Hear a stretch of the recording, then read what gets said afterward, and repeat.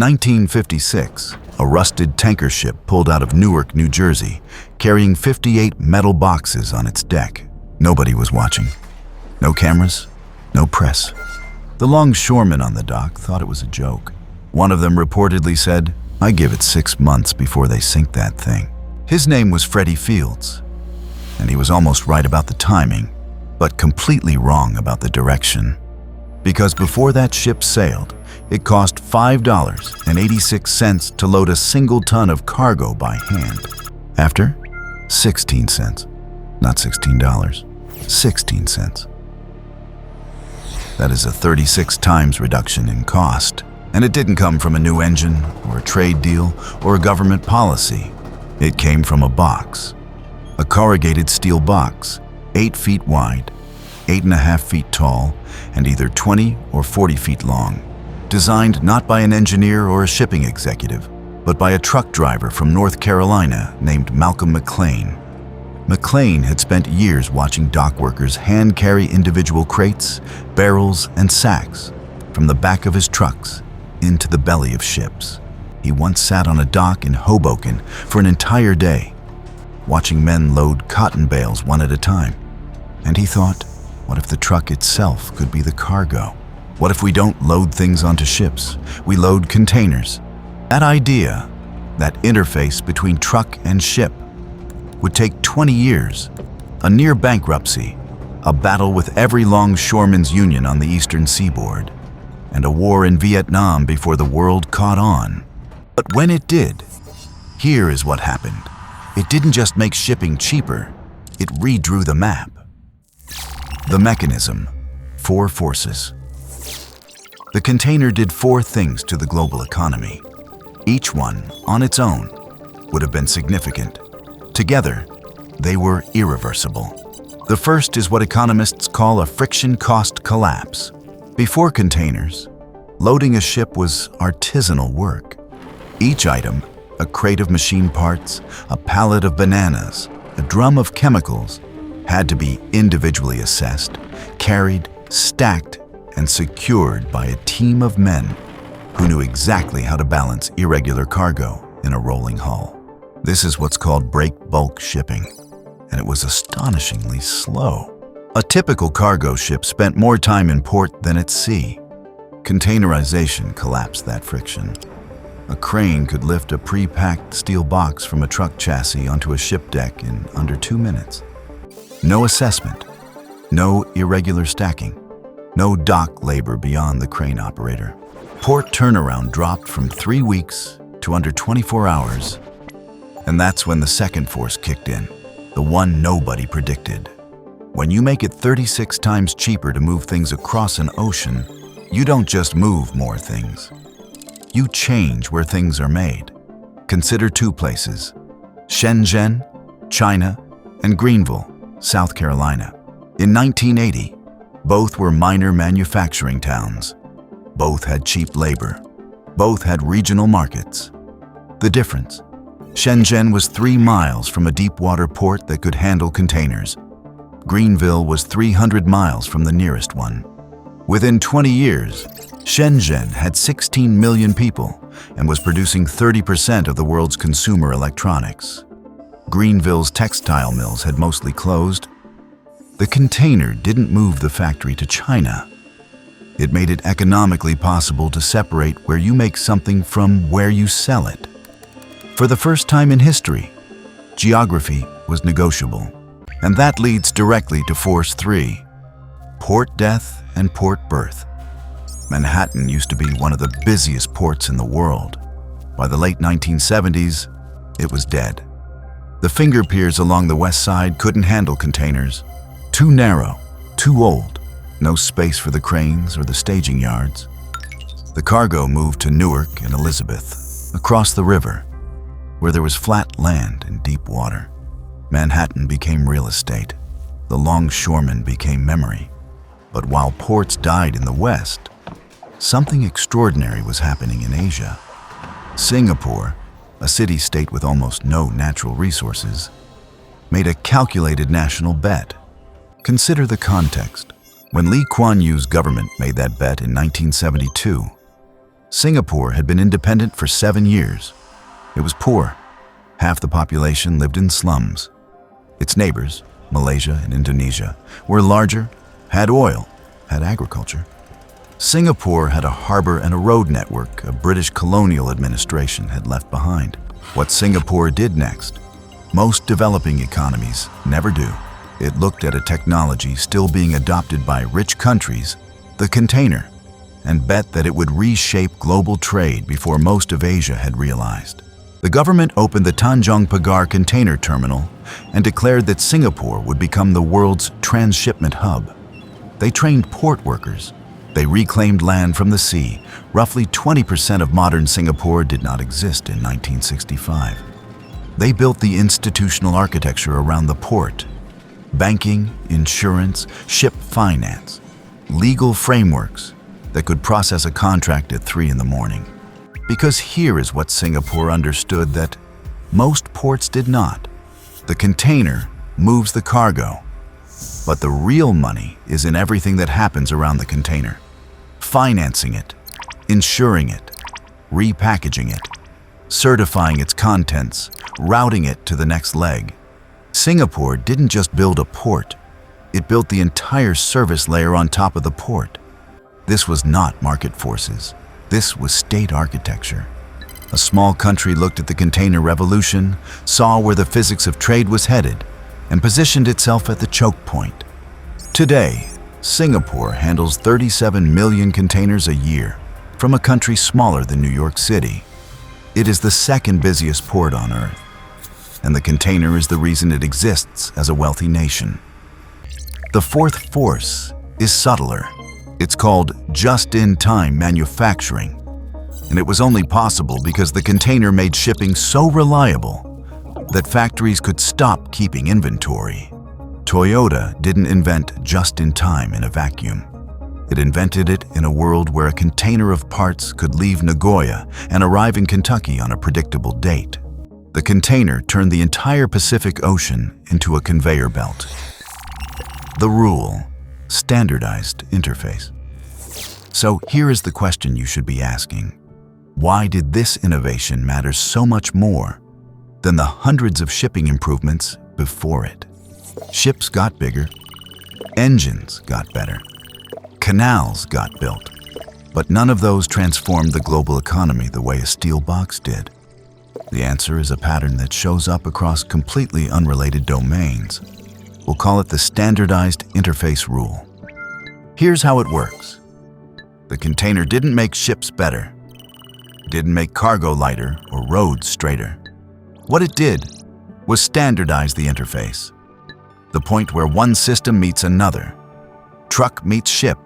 Ship meets crane. Crane meets train. Before the container, every one of those handoffs was a custom negotiation. Every port had different equipment. Every ship had a different hold layout. Every transfer was bespoke and therefore slow, expensive, and unpredictable. The container said, "We are all going to agree on one shape." And the moment they did, everything on either side of that interface was free to evolve independently. And this pattern, standardized interface unlocking exponential growth, is not unique to shipping. Consider the internet. In 1974, Vint Cerf and Bob Kahn published the protocol that would become TCP/IP. It standardized how data packets move between networks. TCP/IP didn't make computers faster. It didn't make cables better. It standardized the interface between networks and freed every network on either side to evolve however it wanted. Ethernet could coexist with fiber optic, could coexist with wireless. The interface didn't care. The result, a network of networks that scaled from 4 nodes in 1969 to over 5 billion users today. Now go back 2,000 years. Roman amphorae, the clay vessels used to transport wine, olive oil, and grain across the Mediterranean, were not standardized by law, but they evolved into a small number of standard shapes that could be packed tightly into ship hulls, stacked reliably, and counted by tax officials at port. This wasn't deliberate engineering. It was emergent standardization, the interface between land production and sea transport slowly converging on a common shape. Archaeologists today can identify roughly 50 standard amphora types across the Roman world. Each one tells you, from its shape and its clay, exactly where it came from and what it carried. A Dressel 20 is a Spanish olive oil jar from the Baetica region. A Dressel 1 is an Italian wine amphora from the 1st century BC. The shapes are that precise. And here is the evidence of scale. In Rome, there is a hill called Monte Testaccio. It is not a natural hill. It is a mountain of broken amphora fragments, roughly 53 million of them, piled up over 200 years of trade, 35 meters tall. A garbage dump that became a geographical feature. That hill is what a standardized interface looks like when you multiply it by a civilization. By the 2nd century, a Roman citizen in Gaul could drink wine from Italy, cook with olive oil from Spain, and eat bread made from Egyptian wheat, all delivered by a trade network running on roughly 50 standardized clay shapes. And the result was the same. Trade volumes exploded. The Mediterranean became, for centuries, what the Pacific is today, a conveyor belt. 3 innovations, 3 completely different eras, 3 different technologies, but the same underlying structure. Standardize the interface, collapse the friction, and watch the system scale beyond anything the original designers imagined. Malcolm McLean wasn't thinking about Shenzhen.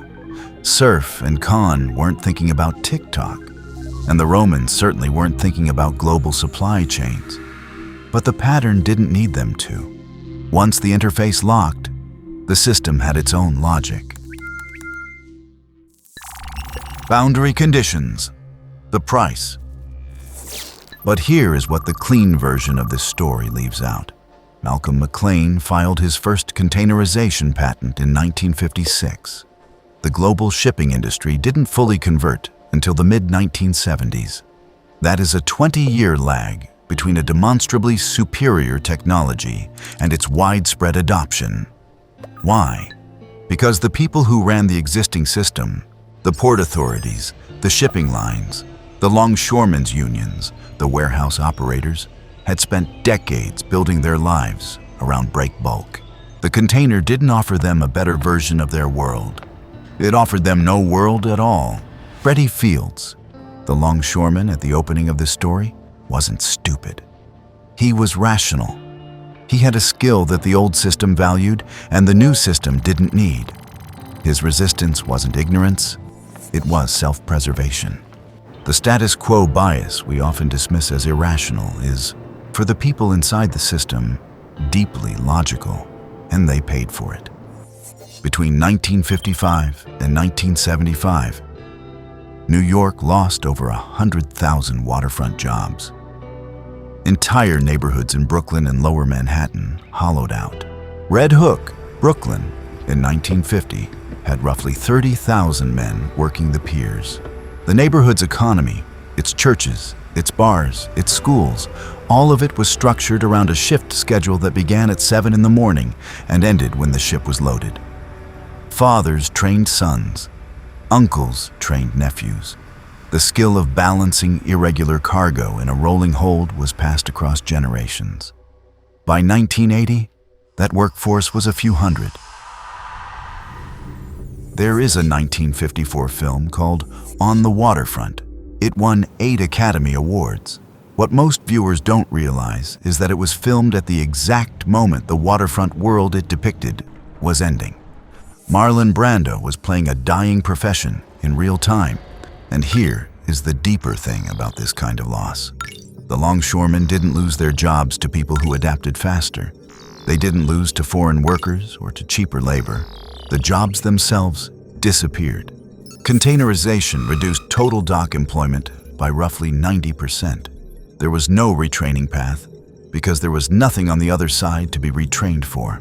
The entire category of work ceased to exist. This is a pattern we will see again. Detroit auto workers after robotic assembly.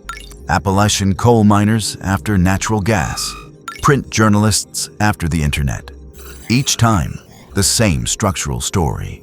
A standardized interface collapses the friction, the scale explodes, and an entire category of skilled human labor becomes economically obsolete. There are also physical limits to the container's logic. The system it created is extraordinarily efficient and extraordinarily fragile. In 2021, a single container ship, the Ever Given, lodged sideways in the Suez Canal and blocked 12% of global trade for 6 days. Cost to the global economy, roughly $9 billion per day. That is the shadow side of a standardized system optimized for throughput. It is a system with no slack. One choke point, one failure, one stuck ship, and the entire network shudders. And this pattern, revolutionary efficiency creating new fragility, isn't limited to shipping. You can see the same dynamic beginning to form with another standardized interface emerging right now. The API layer between AI models and the systems they're connected to. Same structure, standardized interface, friction collapsing, scale accelerating, and the question of who gets displaced and what new fragilities emerge. That question is wide open. But that is not the subject of this video. The subject is what you do with this knowledge. The leverage. 3 takeaways. There is a temptation with a story like this to remember it as a triumph of one brilliant man with one brilliant idea. Our brains prefer that version. A single protagonist, a clear invention, a neat before and after. Psychologists call this narrative fallacy. The tendency to compress complex systemic change into a tidy story with a hero. Malcolm McLean was important. But the container's power didn't come from McLean. It came from the structure, from the interface standardization that any number of people could have initiated. McLean was the trigger. The underlying physics of trade was the gun. So what does the container story actually teach beyond the container? 3 things. First, look for the hidden friction tax. Every industry, every system, every workflow has interfaces where enormous energy is wasted on translation, conversion, or coordination between subsystems. The person who finds that friction and standardizes it doesn't need to be the smartest person in the room. They need to be the most observant. McLean wasn't an engineer. He was a truck driver who watched the same pattern keep showing up. The shipping container reduced dock handling by 36 times. The USB port reduced the cost of connecting peripherals from roughly $40 per proprietary cable to less than $5. The ISO credit card format, still the same dimensions today as when it was standardized in 1971, has handled 50 years of global commerce on one physical space. In every case, someone watched an interface that everyone else treated as given and asked why the 2 sides couldn't simply agree on a shape. Second, outsiders see interfaces that insiders can't. McLean could see the truck-to-ship handoff because he lived on both sides of it. The shipping executives couldn't see it. They were inside the ship system. The truckers couldn't see it. They were inside the truck system. The interface was invisible to everyone, except someone standing at the boundary. Lee Kuan Yew saw it too. Singapore was not a shipping power. It was a city with a map. And because it wasn't anchored to the old system, it could architect itself around the new one. And there is a version of this in your own industry right now that you probably can't see, because you are inside it. The friction you have stopped noticing. The translation cost that has become so baked into your workflow that it feels like the workflow itself. That is where the next interface standardization is going to happen. Not because the insider couldn't build it, but because the insider couldn't see it. Third, and this is the one that tends to get edited out of success stories, every interface standardization creates losers. The container created Singapore. It also destroyed waterfront communities from Brooklyn to Liverpool to Yokohama. It enabled just-in-time manufacturing. It also created a supply chain so tightly coupled that a single stuck ship costs $9 billion a day. The question is never just, can we standardize this interface? The question is, what breaks when we do? And who pays for that? Because the answer is always someone. The waterfront workers in 1975. The travel agents in 1995. The classified ads sections of every American newspaper in 2005. Each time, the wheel turned, and an entire population of people who had done nothing wrong, who had built their competence honestly, was on the wrong side of the interface when it locked. The container does not come with a severance package. Malcolm McLean died in 2001 at the age of 87. By then, 90% of the world's non-bulk cargo moved in containers. The box he designed to save time on his trucking routes had restructured the geography of the entire planet. He started with a dock in Newark and a 58-box bet. He ended with a world that couldn't go back.